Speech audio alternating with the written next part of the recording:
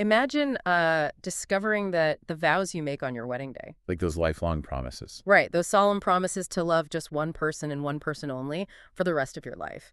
Imagine someone telling you that those vows aren't just unrealistic or, difficult to keep. Imagine someone telling you they are literally a satanic curse, like an artificial program designed to actively destroy your true spiritual nature. It's intense. I mean, it completely shatters the foundation of how most of us understand human connection, right? Like commitment and morality entirely. Welcome to another deep dive. Today, our mission is to explore a wildly provocative, profoundly unconventional essay published back on March 11, 2019. It was written by an author named Su Feng, translated by Kinyu, and edited by Kalir. And the title alone is just a massive shot across the bow of traditional morality. It's called An Amorous Heart is the Truest Heart. Yeah, and the author is essentially attempting to dismantle the entire structural architecture of modern relationships. Sufeng's core thesis is that true human nature is inherently polyamorous, or amorous, as the translation phrases it. Right.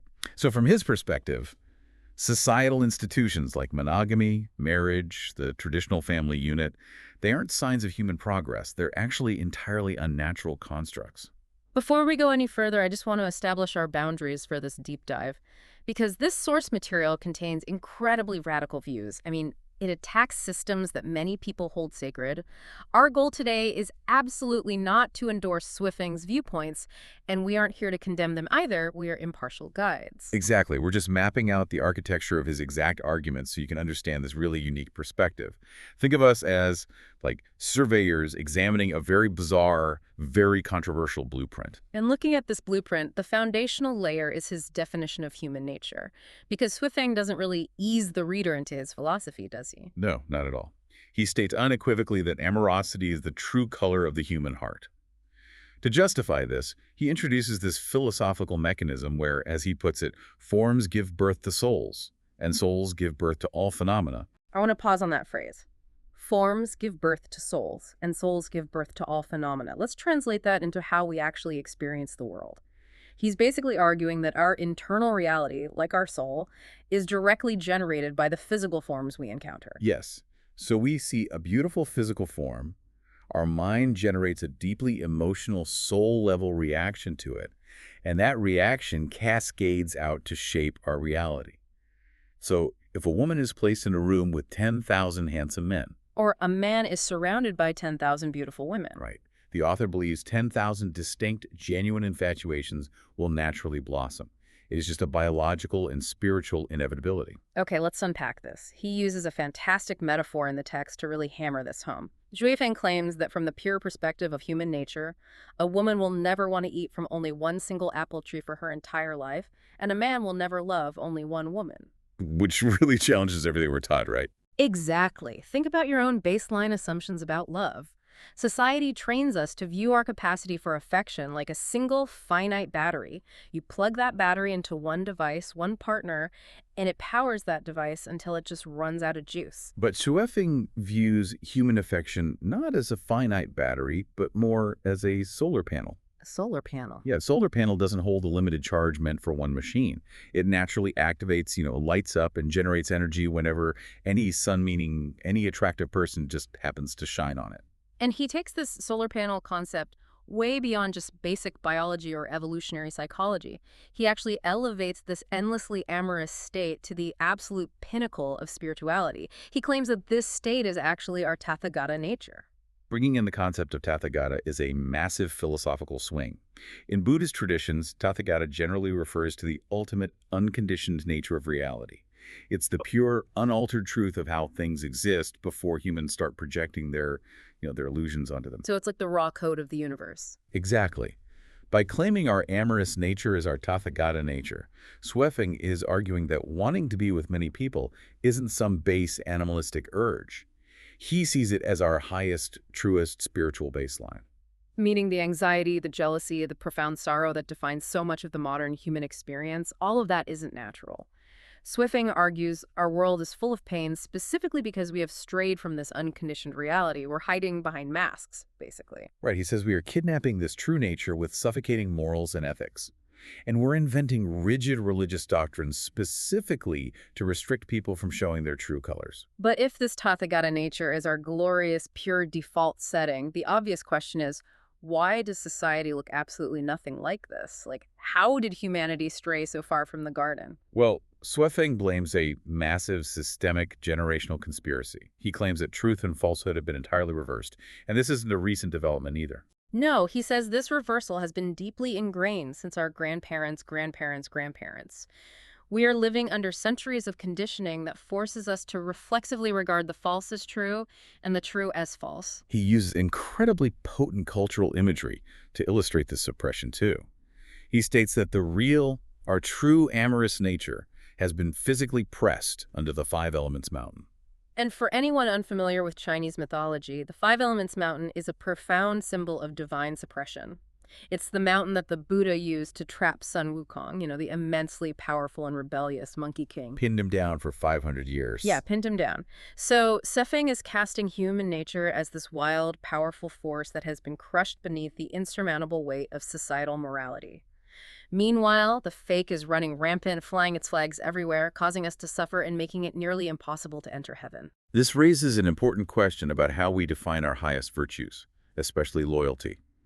Because if our entire society is built on a generational reversal of truth, then the standard romantic promises we make to each other, they're inherently false. He takes direct aim at the classic vow, right? I will love only you for my entire life. Yes, he calls it a complete lie and an utter scam. He describes it as a situational lie, and honestly, his breakdown of this is brilliantly ruthless. He asks the reader to imagine a poor, helpless man who tells his partner, I will love only you. And Shuifeng actually concedes that the man might genuinely mean it in that exact moment. But he only means it because his circumstances are so incredibly limited. Right. His devotion is a byproduct of his poverty, not a reflection of his soul. And the test of that devotion comes when the environment changes. Sufing says, imagine that this man's social and economic status suddenly improved dramatically. The text uses a wonderful phrase describing his rise in status as being like a carp turning over. Like a carp turning over. Yeah. If this man suddenly has wealth, power, and options, and he still looks at his partner and says, I will love only you, Juefeng insists he is now actively lying. His circumstances have expanded, his options have multiplied, and so the fox's tail will be exposed. The facade has to drop. Because once the artificial constraints of poverty or low status are removed, his true, amorous Tathagata nature will inevitably try to express itself.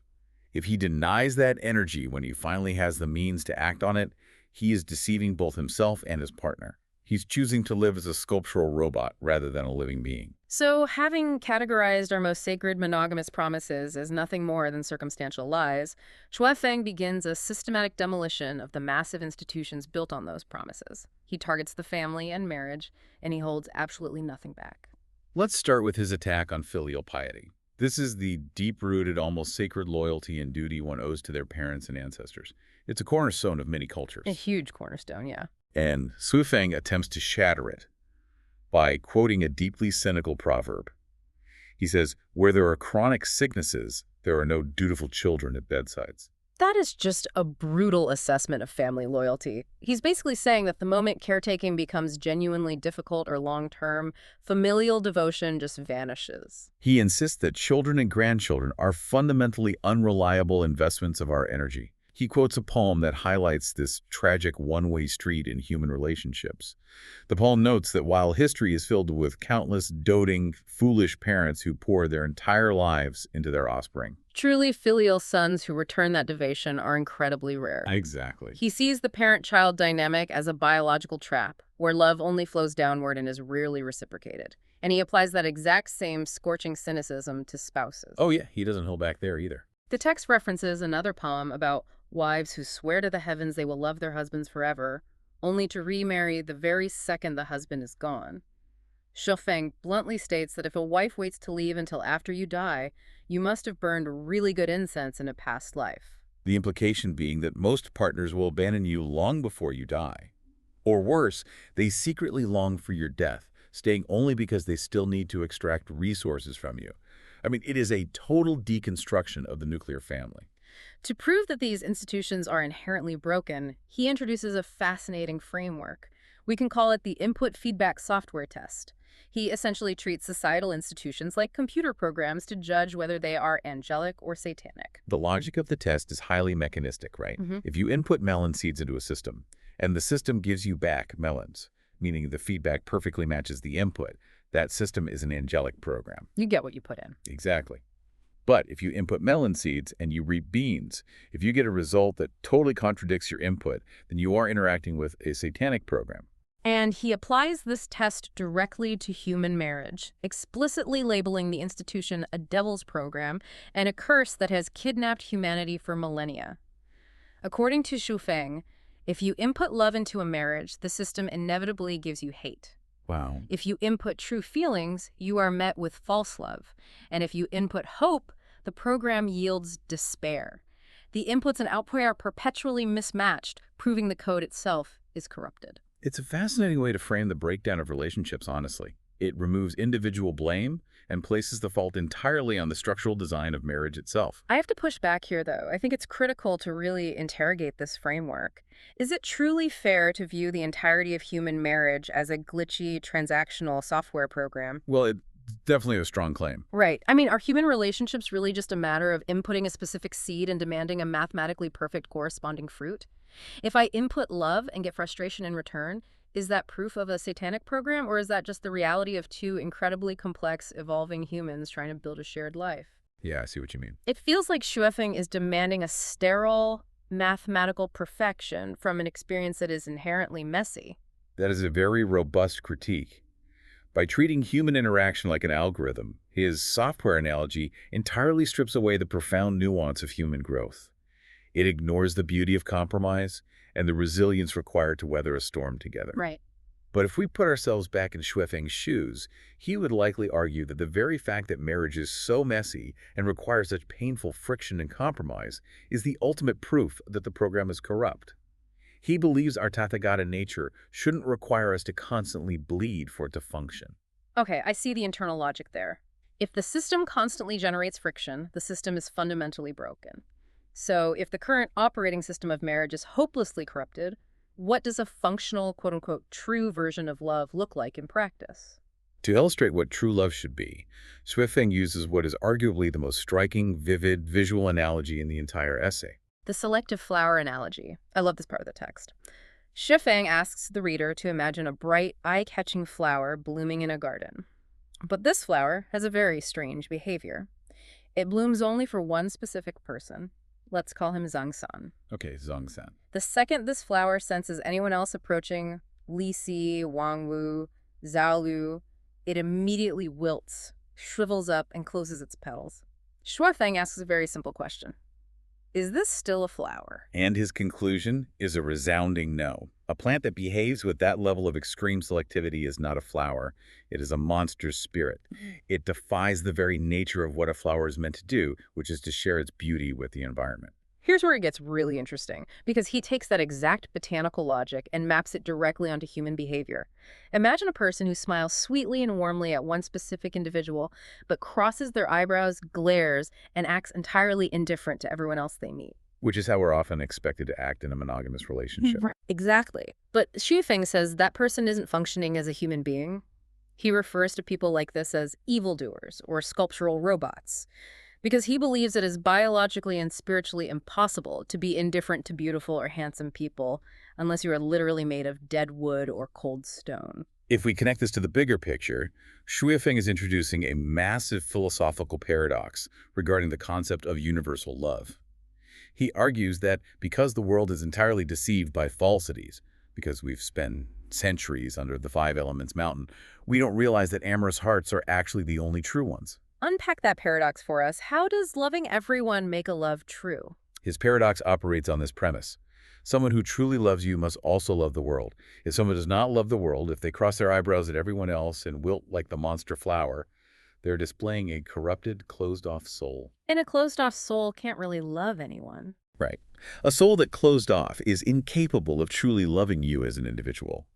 Therefore, a woman who loves many men, or a man who loves many women, is the only type of person capable of producing genuine, pure love. Their heart is open, honest, and functioning exactly as the Tathagata nature intended. It completely flips the traditional script on its head. Society tells us to love one person truly, you must forsake all others. Wufei is telling us to love one person truly, you must enthusiastically love everyone else too. It is a radical redefinition of authenticity. He's trying to cure the disease of possessiveness by prescribing boundless affection. Philosophy is fascinating in the abstract, but that brings us to the ultimate practical question. We've mapped his worldview. We've heard his total teardown of the current systems of loyalty, family, and marriage. But if marriage is a satanic curse and our true nature requires this boundless polyamorous love, How on earth is a society actually supposed to function day to day? exactly, how does this work in reality? Well, Shuifeng looks to the divine for the blueprint of his new society. He makes the absolute, unequivocal claim that there are no marriages and no families in heaven. They simply do not exist in the higher realms. So earthly institutions are pointless. Yes. Therefore, if humanity wants to achieve a paradisical life here on Earth and eventually graduate to the real paradise, society must abandon these suffocating structures entirely. We have to mimic heaven to get to heaven. And he doesn't just leave this as a vague, airy philosophical suggestion. This is where the essay takes a very specific, almost organizational turn. He claims to have found and physically opened up a new path for humanity to walk down. He proposes a highly structured, utopian solution. He announces in the text that he has designed a game for everyone, which he says will be launched soon. And the title of this game perfectly encapsulates his entire worldview, being a groom every day and a bride every night. A bride every night, a groom every day. He promises that anyone who has the courage to participate in this lifestyle game will definitively prove his entire thesis. By living without possessiveness or exclusivity, they will discover firsthand that the amorous heart is indeed the truest heart. It is his ultimate practical answer to the devil's program of monogamy, a society entirely redesigned around the free flow of our Tathagata nature. So let's step back and survey the entire map we've just charted. We've explored a deeply radical philosophy that reframes our entire understanding of human infatuation. We started with the concept of the Tathagata nature, the idea that amorosity is not a sin, but our purest, most unconditioned spiritual state. Right. We examined his argument that institutions like marriage and family are a thousands of years old devil's program that reverses truth and falsehood, crushing us under the five elements mountain. And finally, we looked at his proposed utopian alternative, a life of endless romantic variety, which he claims is the only true way to achieve earthly and heavenly paradise. So, what does this all mean? Why spend this time mapping out a philosophy that is so aggressively opposed to the way the vast majority of the world operates? Well, it's because you don't have to agree with a single word of Shuifeng's essay to gain something profoundly valuable from it. Engaging with viewpoints that wildly contrast with our own baseline assumptions is exactly how we sharpen our understanding of the world. It forces us to ask the hard questions. Yes, exactly. Why do I believe what I believe about loyalty? Are my choices truly mine, or am I just running a program that was installed by my grandparents' grandparents? This raises an important question to leave you with, something to mull over long after this deep dive ends. Shuifeng passionately argues that societal structures like marriage, monogamy, and filial piety are artificial masks that suppress our true amorous nature. But could the exact opposite be argued? Oh, that's interesting. Could it be that our unique human ability to build complex social structures, to make incredibly difficult long-term commitments, and to intentionally defy our basest impulses is actually the very thing that defines human nature in the first place? Perhaps the mountain of morality isn't a trap. Perhaps our ability to build that mountain is what makes us human. That is a phenomenal thought to end on, because at the end of the day, whether you see the map of human relationships as a series of well-paved, necessary roads, or as a satanic track you desperately need to escape, you are the one who has to navigate it. Thank you for joining us on this deep dive. Keep examining the blueprints, keep questioning the programs running in your own life, and we'll catch you on the next one.